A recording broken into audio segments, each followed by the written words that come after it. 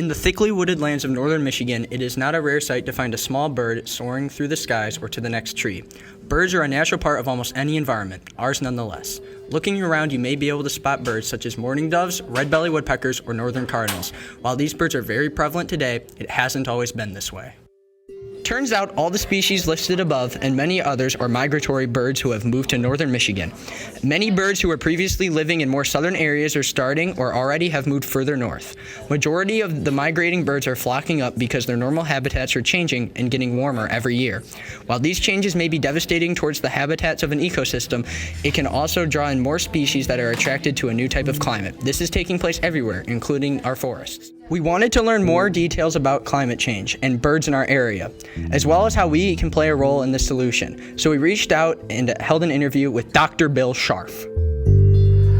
Well, we find again that there's a certain number of birds which have moved up here permanently. The new birds that are in the area are primarily birds that have come up from the south or down from the north. And many people say, well, that's all in response to feeding. But it may well also be in response to the fact that the winters are milder. Temperatures in northern Michigan have increased slightly below 2 degrees since the 1980s and are projected to continue to grow up to another 7 degrees by the end of the century. While this may not seem like a lot, 2 degrees can be a dangerous change to nearly every aspect of an environment, including the health of humans. The warmer climate attracts new species from their homes, but by introducing new organisms to an ecosystem, the local food web becomes severely affected. One of the things that happens with change of habitat is you have a change in food webs. New bird species eat the same prey as natural inhabitants, forming competition and therefore making it harder for everyone to find food. It's all on what they eat.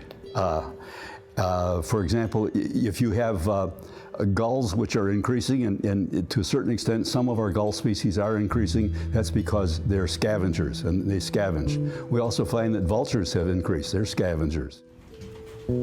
Another way animal migration due to climate change is affecting ecosystems is particular to birds. We find out that on a long-term scale, birds will transport ticks, and these ticks, many of them are Lyme disease causing ticks. We found, for example, a new species of tick in Leelanau County that has never been seen north of Indiana. It is here, and it's carried with the birds, and then it inhabits our local small mammals, mice and rabbits and so forth.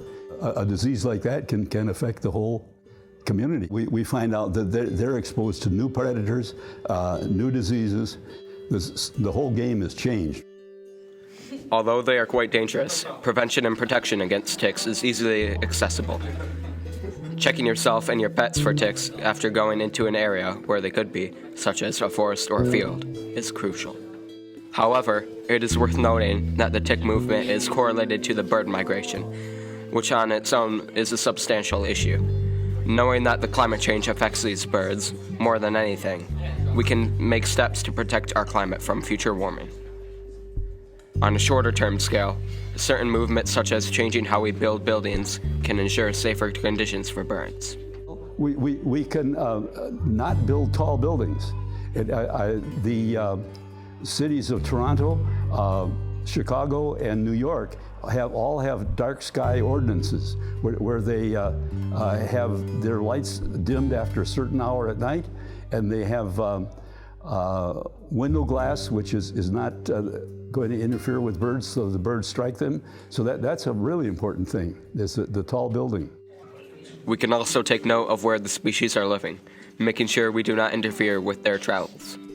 Around Traverse City, we have several important what we call stopover sites. That's a place where birds on migration refuel. Find that the islands in Lake Michigan are very important sites because the birds, when the daylight comes, they want to go to the nearest place of land, and that'll be the island that they're headed for.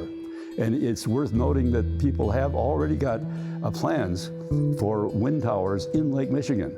In general, most birds can get out of the way of a turning wind turbine blade unless they're flying at night, and unless the turbine itself has a light that is attracting them. And if that happens, we're going to have a lot of bird mortality out there. However, we need to address the larger issue. By reducing our carbon dioxide emissions substantially, we can slow the warming of Earth. This is an issue that affects much more than birds. It affects us all. The United Nations Climate Change Report says that proper reduction of greenhouse gases will require rapid, far-reaching, and unprecedented changes in all aspects of society. As citizens of Earth, we can make a difference. All in all, these non-native birds are migrating further north. The natural ecosystem of our beautiful northern Michigan is too precious to be lost, and we can do something to make sure it isn't. Several small steps like conservation efforts, informed choices, activism from the community, education about the topic, and more responsible decisions can make a huge difference. Learn more about what you can do to help the solution.